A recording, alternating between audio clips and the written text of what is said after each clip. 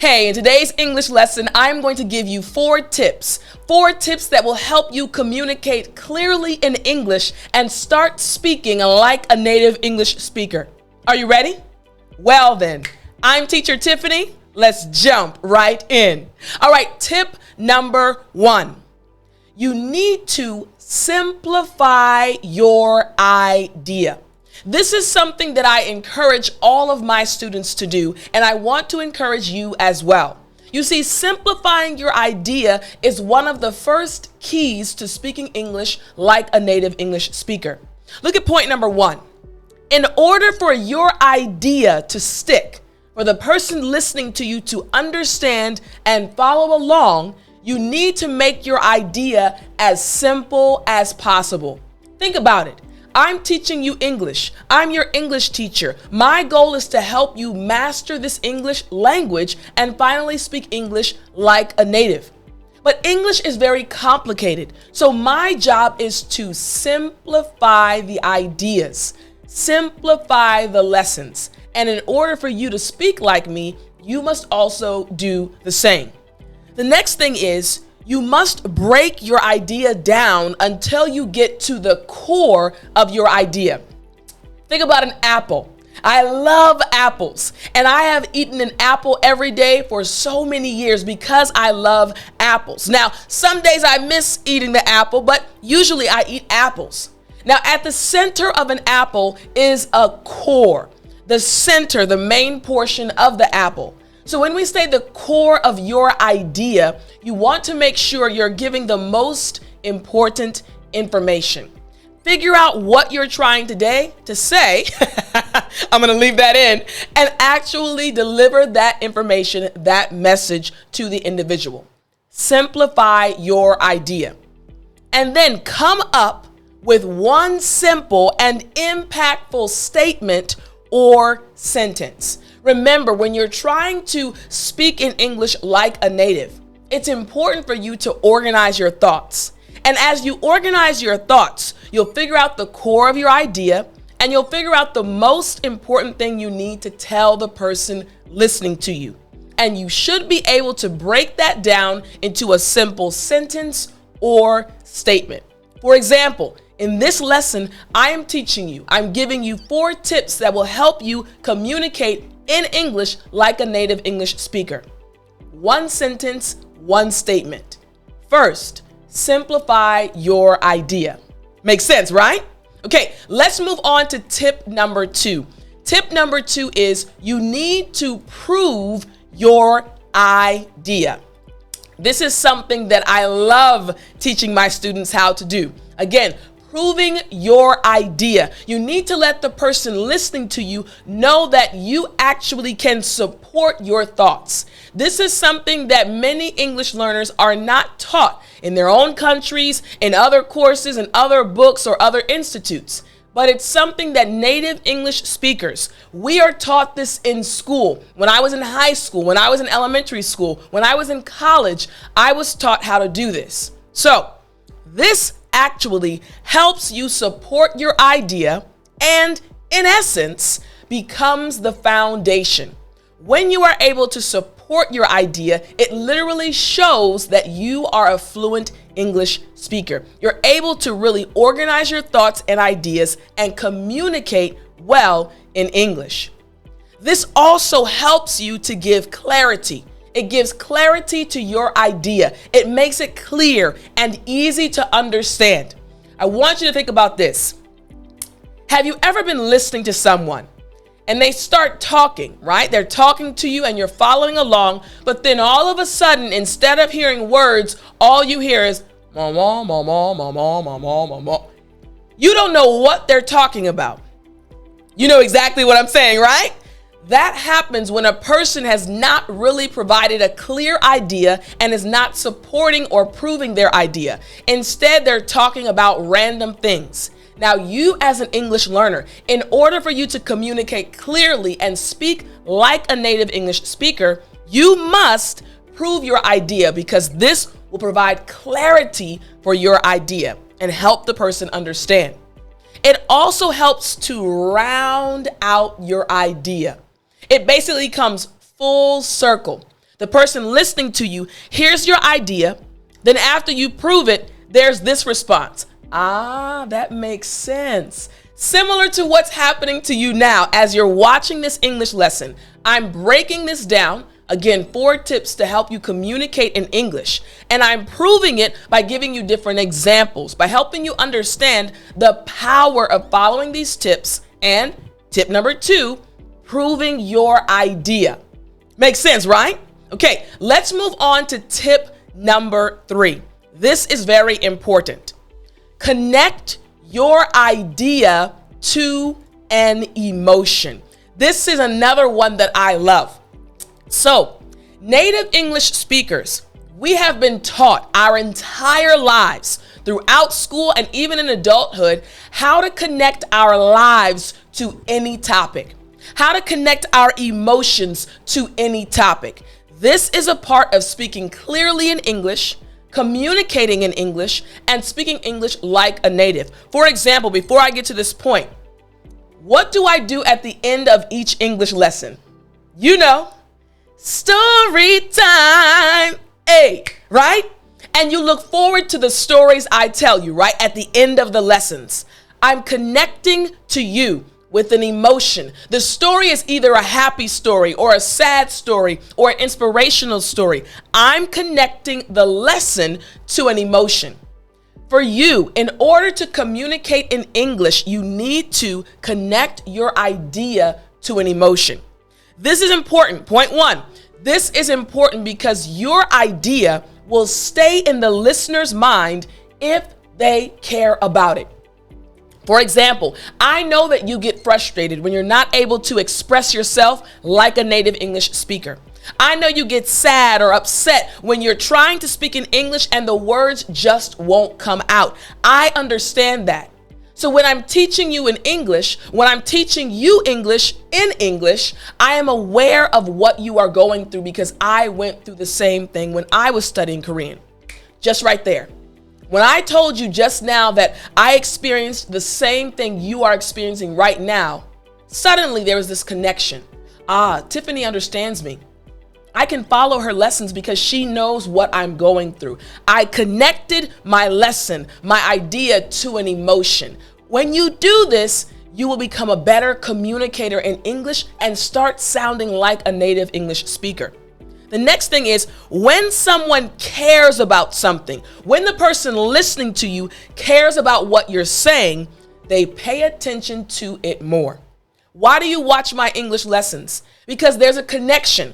I've never met you in person, but there's this connection we have, right?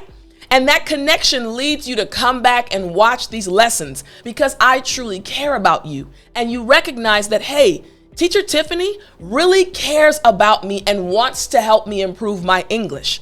There's a connection. This is all part of speaking English like a native, communicating clearly and well and effectively in English.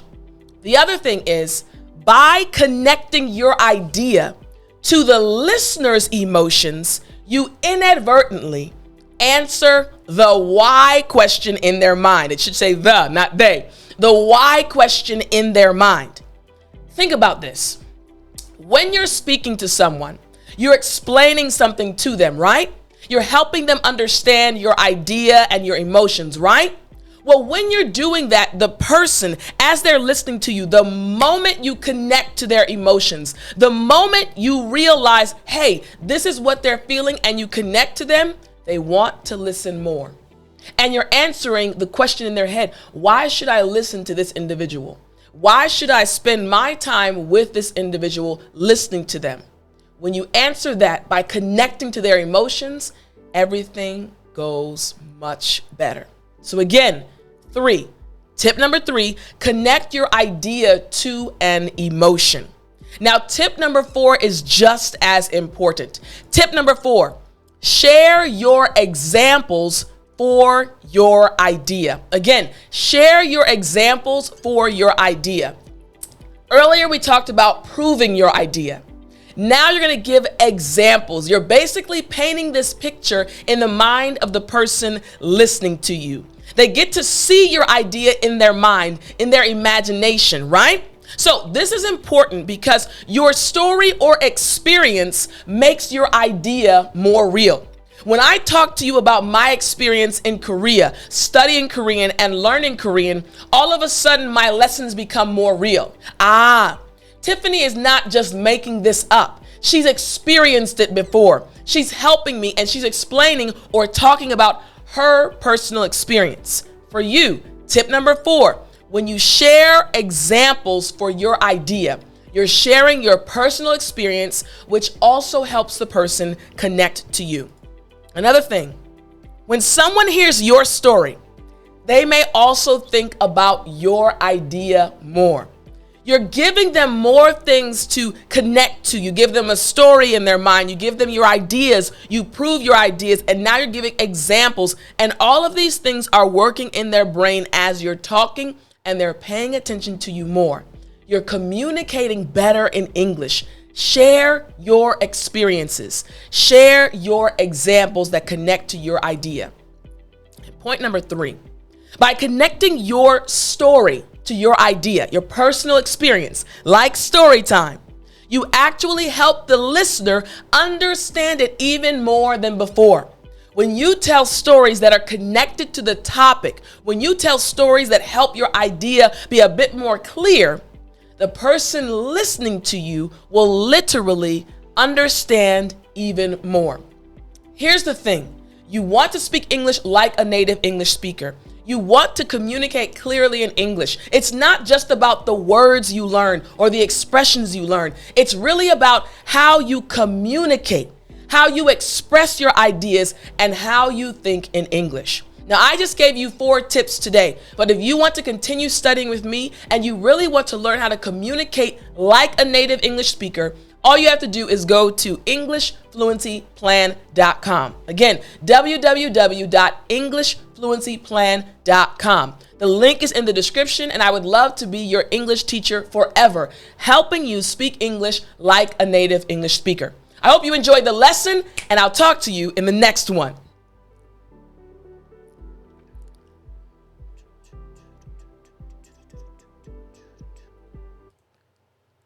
You still there? You know what time it is. Here we go.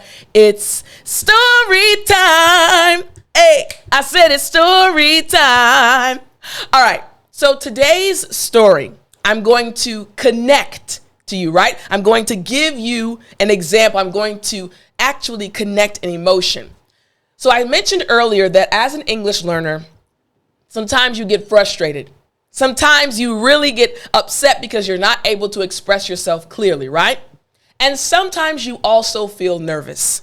I want to tell you about a time I felt nervous speaking in English. So this is when I was in college. I was asked to give a sermon at my church. Now, I don't have any problem speaking up front. I don't have stage fright. I've never had stage fright. And this is something that's a blessing from God, right? I understand that many people have stage fright and are scared to stand up in public in front of others and speak. But I don't have that fear. So I said, okay, I'll definitely speak. I'll give the sermon at church. So I did my research, I studied, I went through the Bible, I found a topic, I had my notes, and everything was organized, and I was praying. I wanted to make sure the Holy Spirit moved as I gave the sermon. So I prepared for a while. I had everything written out, all of my bullet points, everything was organized, right? And the morning that I was supposed to give the sermon, I woke up early, I rehearsed, I practiced, looked in the mirror, made sure everything was right. And as I was practicing, all of a sudden, my stomach began to turn like knots were in my stomach. It felt like my intestines were just turning, and my stomach made me keel over. I bent over and said, oh my goodness, something's wrong. And I told my mom, I said, something's going on, like my stomach is killing me. I ran to the bathroom, I came back to my room, my stomach kept bothering me, and I didn't know what was going on until I realized that I was nervous. I was nervous because the message that I was going to preach was a very deep message. It was a message that would not be easy to deliver. It was deep, but it was not an easy message to deliver. And without realizing it, I had started to get nervous. So I prayed. I said, God, I need you to help me because I'm extremely nervous right now. And when you're nervous, you're not able to think clearly. You've been there before, right? As an English learner, when you're nervous, words don't just come out right. They don't come out the way you'd like them to come out. You're not able to communicate clearly. So I prayed and I got to church.